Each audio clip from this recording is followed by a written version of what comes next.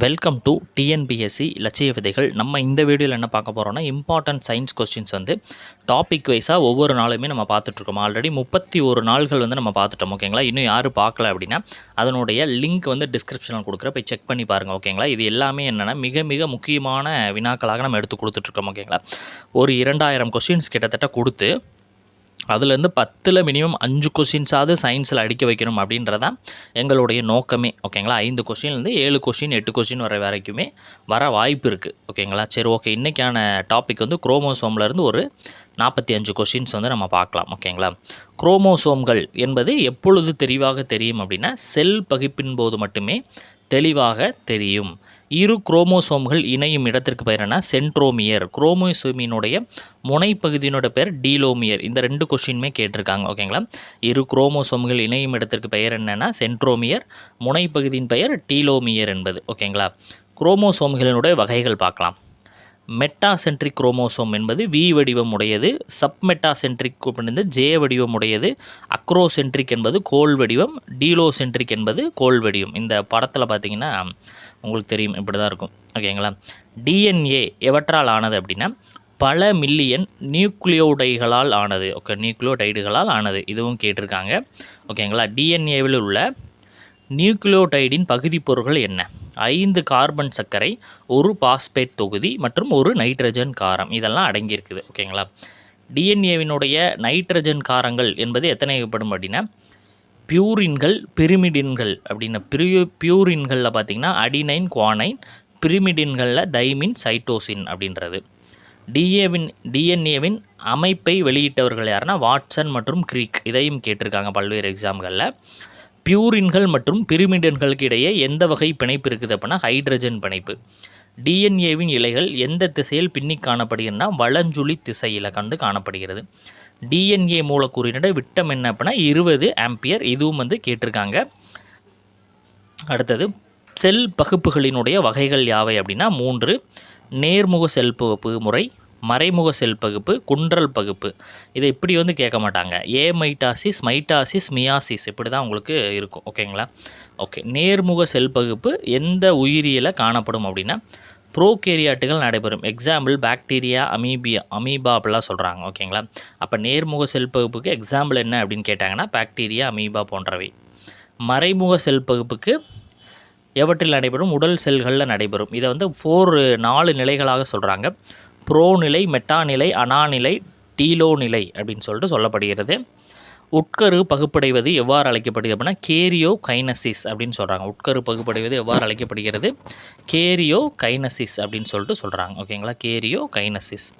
Cytoplasm அப்படின்றது பகுப்படைவது எவ்வாறு அழைக்கப்படுது? சைட்டோ கைனசிஸ் அப்படின்னு சொல்லிட்டு அழைக்கப்படுகிறது. குன்றல் பகுப்பு எவற்றில் நடைபெறும் அப்படின்னா, உயிரினங்களில் இனப்பெருக்க செல்களில் நடைபெறும் ஒரு வகையான செல் பகுப்பு. செல்லுக்கு உள்ளே நீர் மூலக்கூறுகள் செல்லும் நிகழ்ச்சியின் பெயர் என்ன அப்படின்னா, எண்டாஸ்மாசிஸ் அப்படின்றாங்க. செல்லுக்கு வெளியே நீர் மூலக்கூறுகள் செல்லும் நிகழ்ச்சியின் பெயர் எக்ஸாஸ்மாசிஸ் அப்படின்றாங்க.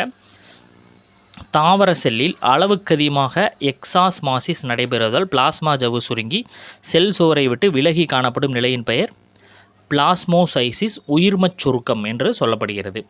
செல்கள் பொருட்களை திட வடிவில் எடுத்துக்கொள்ளும் நிகழ்ச்சி என்ன அப்படின்னா, பேகோசைட்டாசிஸ் அப்படின்றது. செல்கள் பொருட்களை திரவ வடிவில் எடுத்துக்கொள்ளும் நிகழ்ச்சி ஃபீனோசைட்டாசிஸ், செல் அருந்துதல் அப்படின்னு சொல்கிறோம். எக்ஸாம்பிள் அமீபாய்டு, புரோட்டோசோவன்கள் சிறுநீரக செல்களில் இருக்கும். ஓகேங்களா?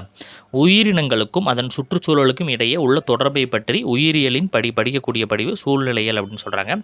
இந்த இனப்பெருக்க மண்டலம் என்பது மிக முக்கியமான ஒரு டாபிக். ஒரு வினா கட்டாயமாக பார்த்து வச்சுக்கோங்க. ஓகேங்களா?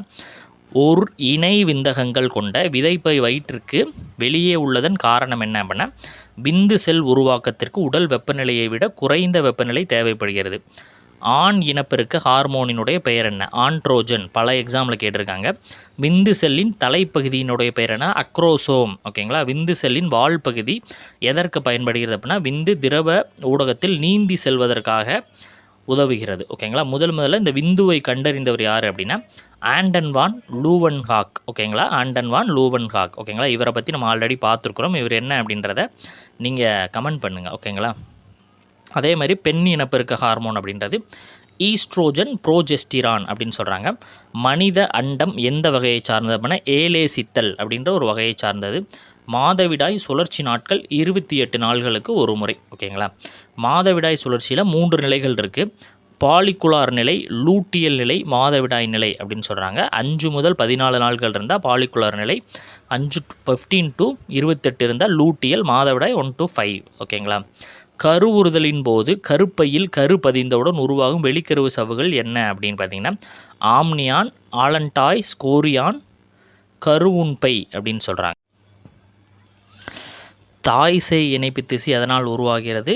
அலண்டாய்ஸினால் உருவாகிறது. கருவளர் காலம் அப்படின்றது எவ்வளவு மாதங்கள் அப்படின்னா 9 மாதங்கள். ஓகேங்களா. கருவளர் காலம் என்பது 9 மாதங்கள்.